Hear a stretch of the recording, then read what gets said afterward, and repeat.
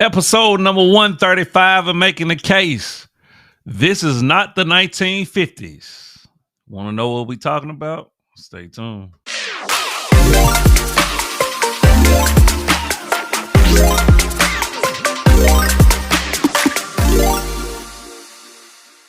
Hey, what up, YouTube? We back once again. Episode number 135 of Making the Case.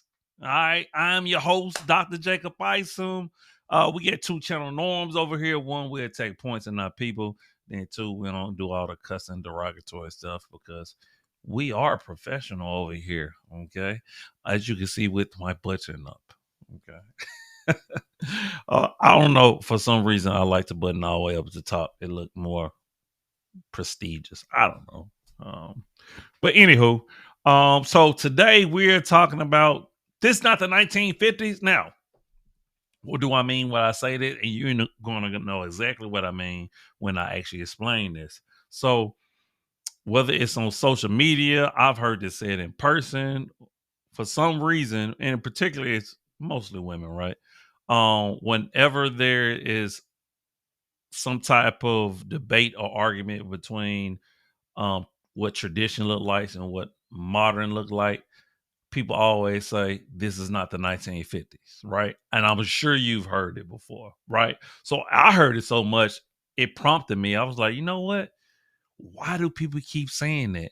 Obviously, it's propaganda, right? Obviously, it's people influence, and people are hearing this from somewhere, right? Probably feminism, because actually during the 1950s is when we see second wave of feminism, right? So we know feminism plays a factor in the changing of gender roles. So these are some of the things that actually happened in the 1950s, right? Along with some other things. So it prompted me to do my research, even though, of course, I am a historian, but I want to know specifically why people were talking about the 1950s. All right. And so I'm going to make the case because I feel like I know why now people bring up the 1950s. Okay. So I got a couple of videos, so we're going to talk about it. And I'm wondering if this is what people mean. So we're gonna look at different aspects when it comes to dating, when it comes to racism, and when it comes to everyday life in the 1950s, right? So of course it was very different, right? But what we saw in the 1950s, we saw the uptick of individualism and we saw the whole identity switch with women, right? And of course, this was post World War II, so things were changing, just like things changed after World War One. All right. Let me not bore you with all the history, but we got to take a step back in order to understand where we're going. So, I got a couple of short video clips for you, and then we're gonna break them down, and I'll give you my take on why people always say this is not the 1950s, and if people really understand what they're saying when they say that. All right. So let's dive into it. Without further ado, let's get it, Tyler.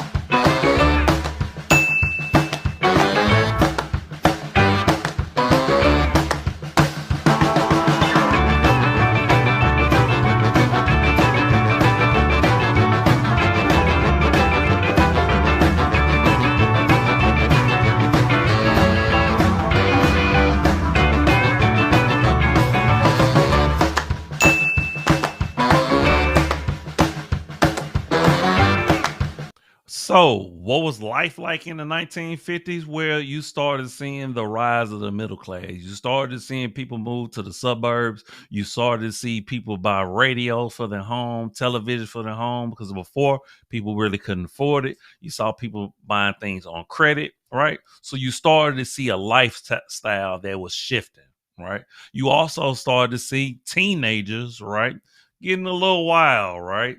Started expressing themselves. I already mentioned you started seeing the second waves of feminism. So you started seeing more women being vocal, more women starting speaking out against just being housewives. Okay. These are the things that you're seeing in 1950. So what you really saw was you saw a social and a cultural shift that was going on. as well as you had a burgeoning factor of the civil rights movement starting, right? So people are starting to questioning things. They're questioning traditionalism. They're questioning the government, right? So this is what you're starting to see in the 1950s. So when people say this is not the 1950s, they're saying we want to be free. We want to do what we want to do, right?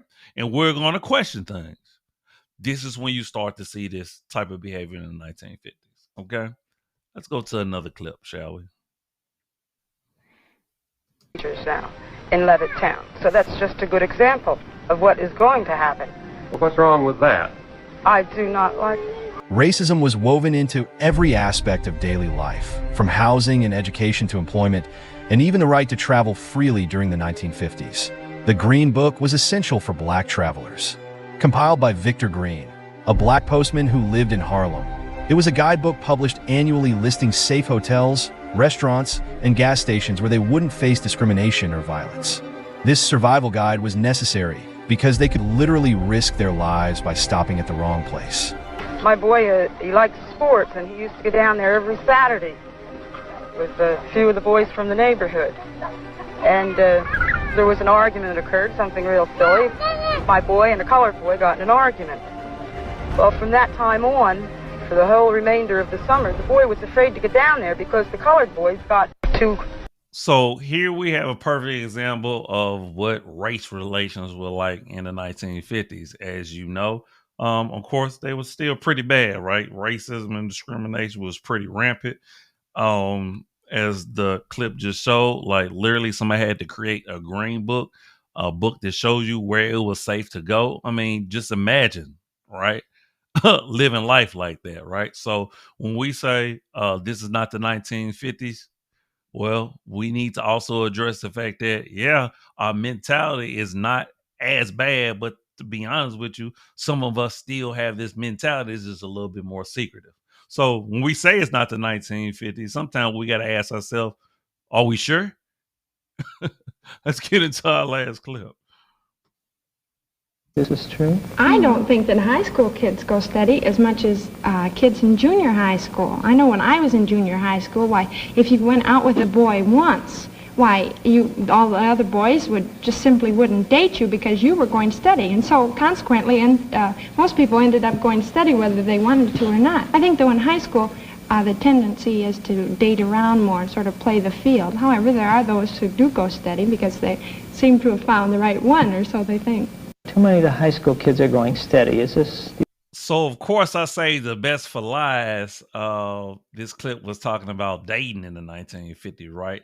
I thought it was very interesting that she talked about high school students, right? Where when they got to high school, now this is 1950s, right?